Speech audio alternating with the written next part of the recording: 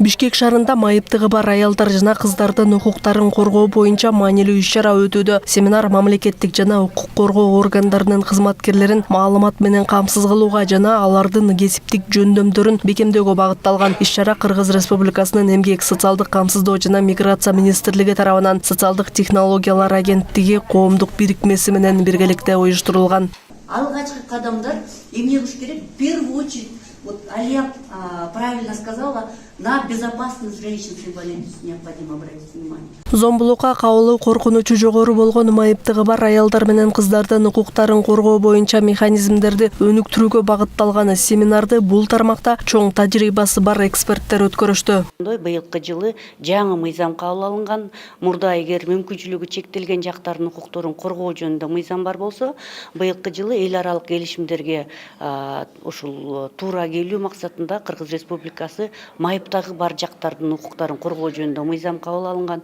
Бул мыйзам 13 ноябрдан баштап күчүнө кирет, Кудай буйрса. Мына ушул мыйзамдын алкагындагы кандай өзгөчөлүктөр бар, кандай өзгөрүүлөр бар, ошолор жөнүндө баарыбыз талкуулайбыз.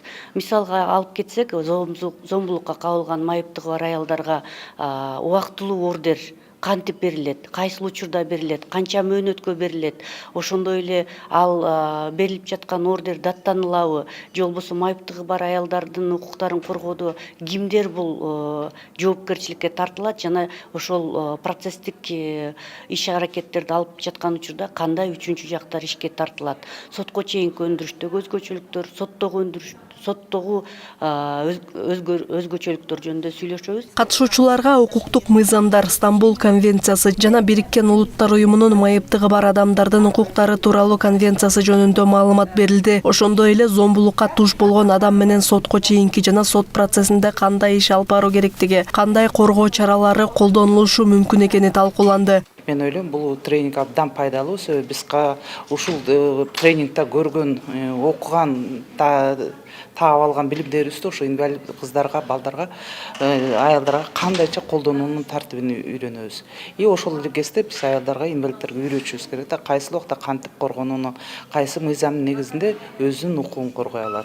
Ушул тренинг мен ойлойм пайдалуу, бир гана ушул адвокат немеси мектепте да ушундай тренингдер өткөзсө мен абдан кубанат элем.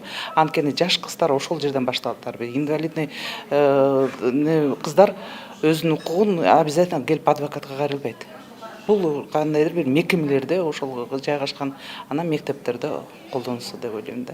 Семинарлар Кыргызстандын 7 облусунда өткөрүлмөкчү. Уюштуруучулар бул демилге зомбулуктун курмандыгы болгон майыптыгы бар аялдарды жана кыздарды коргоодо натыйжалуу иш алып барууга түрткү берет деген ишенимде. Бүгүн биринчи жолу Чүй областы жана Бишкек шаары үчүн окутуулар жүргүзүлүп жатат жана ушундай эле окутуулар башка октябрь-ноябрдын ичинде башка ар бир облустарда бир күндөн өтөт. Коргоо органдарынын жана социалдык кызматтардын өкүлдөрү үчүн ушундай семинарлардын өткөрүлүшү коомдогу эң аярлуу катмарлардын укуктарын коргоого багытталган олуттуу кадам. Зарема Жээналиева, Гүлчорок Казымкулов, Азия ТВ, Бишкек шаары.